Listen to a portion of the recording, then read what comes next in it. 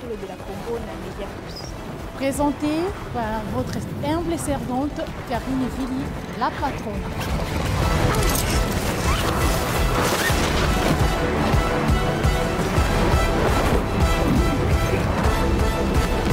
Bandeko batali Média Plus na compte émission na bino tolobela Congo baimboka bainyoso bozwaka libaku ya kolanda Vili Karine toyesaka bino ke nyonso ezalaka na terrain toyaka lelo toza na cour constitutionnel wa pepai collectif ya bavoka baiki kotika mwana mboka Christopher Ngoyi na maimatali bongo bato ya société civile baiki kodepose memo na bango na conseil d'état pambate bakoboya malonda na tete ya seni ibango badesidaki lelo baya kotika baimboka tokotika bino tokokende mulai te baimboka bino moko bolanda ndenge nini elekaki epui tozonga lisusu.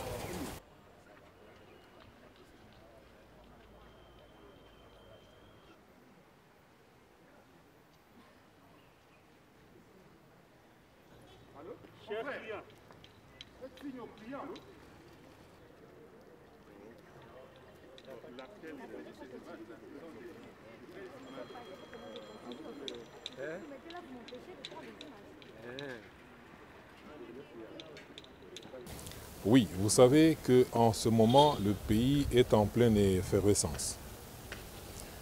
Il y a des marches qui sont organisées, qui entraînent des morts, qui entraînent une exposition du peuple souverain primaire, sachant bien que nous sommes en état d'urgence, il y a Covid-19 qui est en train de sévir, c'est qu'il y a une situation qui a mis tout le monde mal à l'aise. Et cette situation est consécutive à l'entérinement de la candidature de M. Ronsa Malonda par l'Assemblée nationale de la manière que vous connaissez. Nous, société civile de la République démocratique du Congo, nous avons décidé, en dehors de toutes les voies de pression utilisées jusqu'à présent, nous avons décidé d'impliquer la justice, qui est un pouvoir distinct. Et nous sommes là aujourd'hui au parquet général, près le Conseil d'État, pour demander l'ouverture d'une information quant à la manière dont M. Malonda a été entériné. Il y a beaucoup d'informations qui circulent, qui font état de corruption, qui font état de pression, de fraude, et tout cela, nous pensons bien que la justice devait en connaître, mener des enquêtes de manière infinitésimale pour tirer les conséquences et déterminer, ça c'est le travail que le parquet général va effectuer, et pouvoir saisir le Conseil d'État le cas échéant. Alors, à ce jour, quelle est la suite qui vous a été réservée au niveau de cette étape? Oui, ils ont reçu ils ont très bien accueilli notre démarche, étant donné que la justice est au service du peuple, du souverain primaire.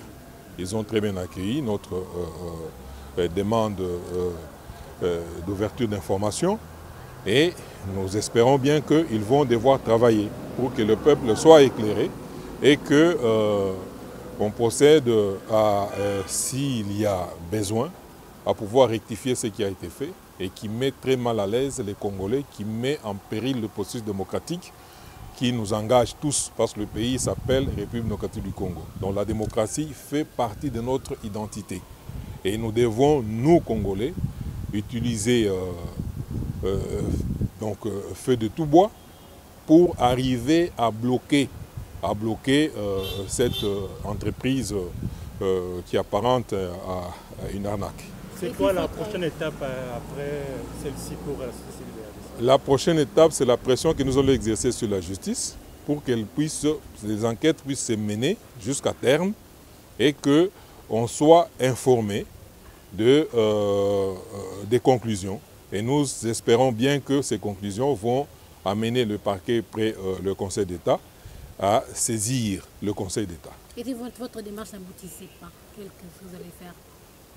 Si notre démarche n'aboutissait pas, nous ne pouvons pas déjà être pessimistes. Nous faisons confiance à la justice qui, dans un passé récent, a montré qu'elle était digne de cette confiance.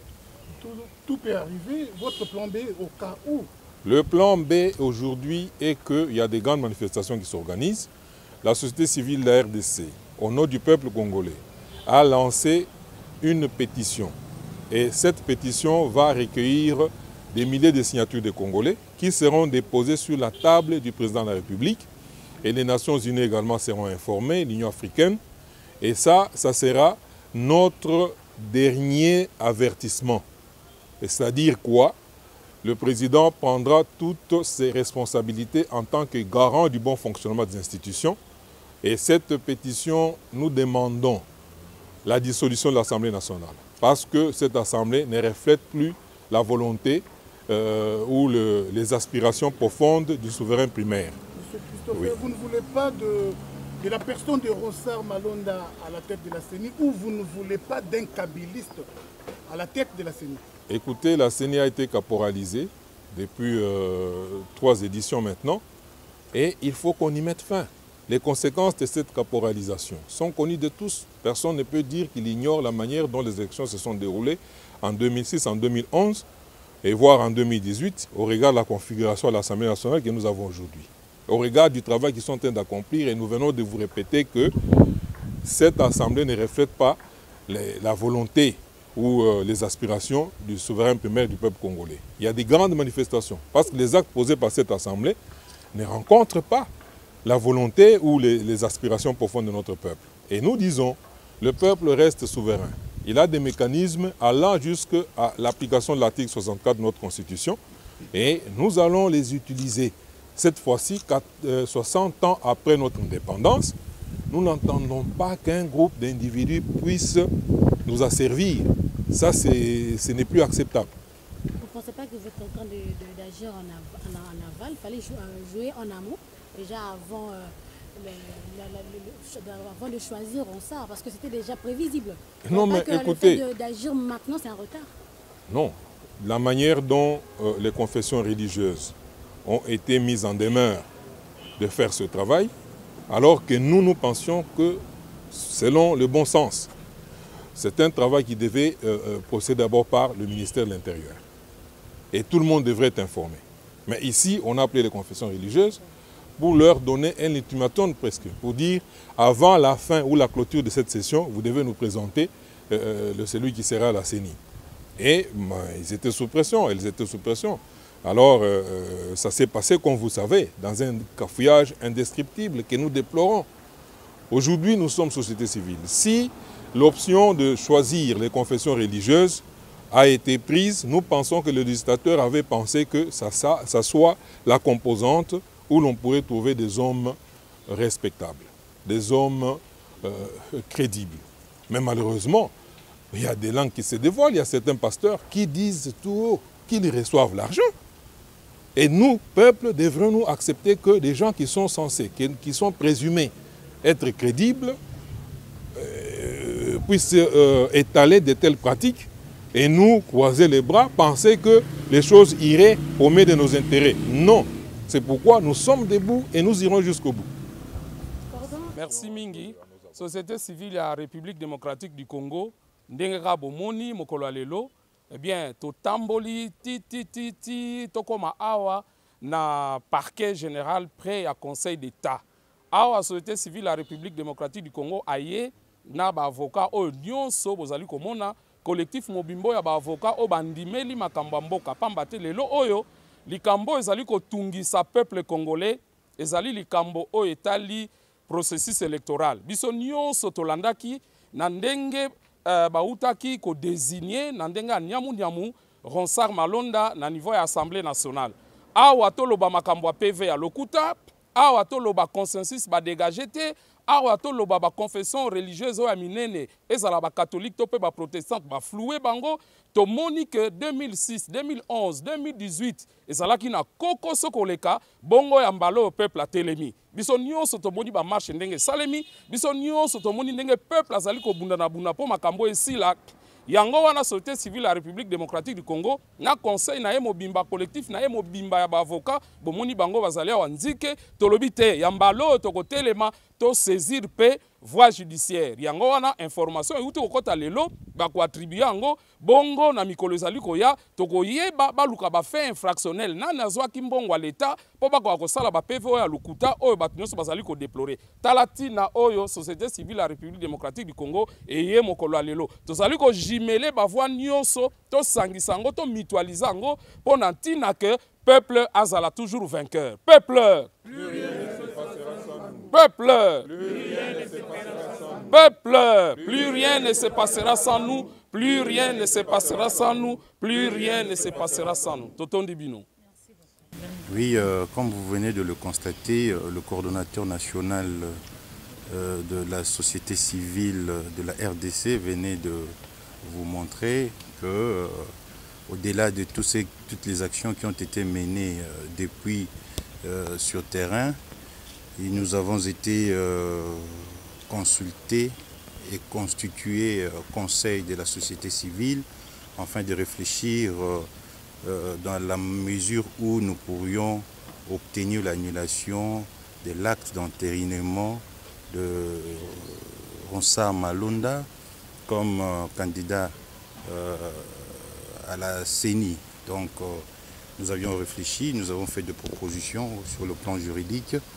Nous avons estimé opportun de pouvoir saisir, n'est-ce pas, le parquet général près le Conseil d'État qui intervient que lorsque les intérêts, l'intérêt général donc, de la population congolaise est mis en cause, également lorsque le droit et libertés fondamentaux des citoyens sont entamés. Et lorsque vous constatez que avec tout ce qu'il y a eu, des troubles, de morts, des dégâts, on ne peut pas calculer, hein, avec ce qui s'est passé même hier et ce qui vont se passer encore dans les jours qui suivent ici, nous avions estimé que l'on devait saisir le parquet général près le Conseil d'État sur pied de l'article 134 combiné avec l'article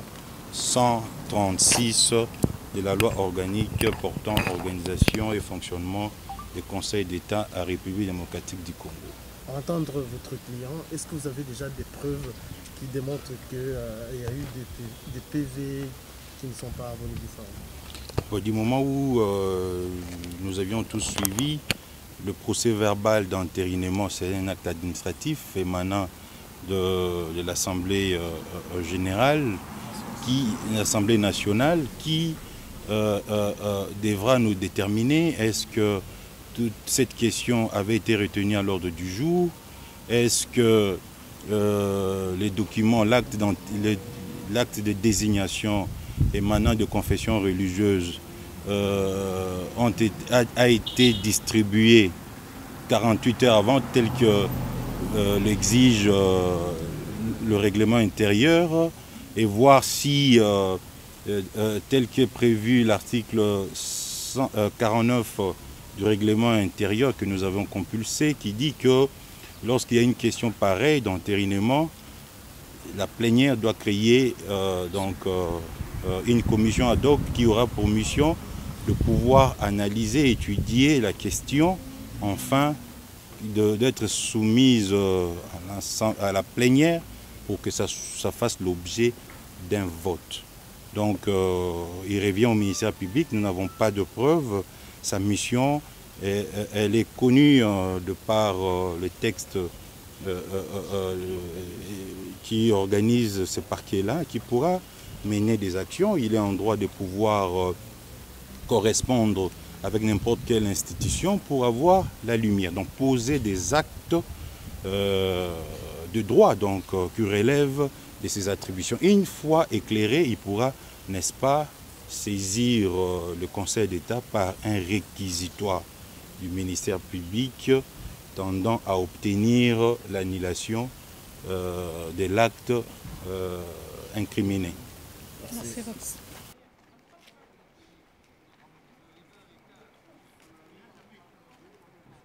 Aimé Kasaka, na sima ya caméra, namoni Movier sans rival. Na sima na ye mbote Movier, ba imboka ba nyoso bozoka libaku ya kolanda. Evili Karine na Media Plus papa Sylvain mbote na yo ba bokulaka nyoso ya bindera takate losako. Tokutani bongo mbala ya sima soki nkolo azongi te tokokoba kosala musala oyo pona bino.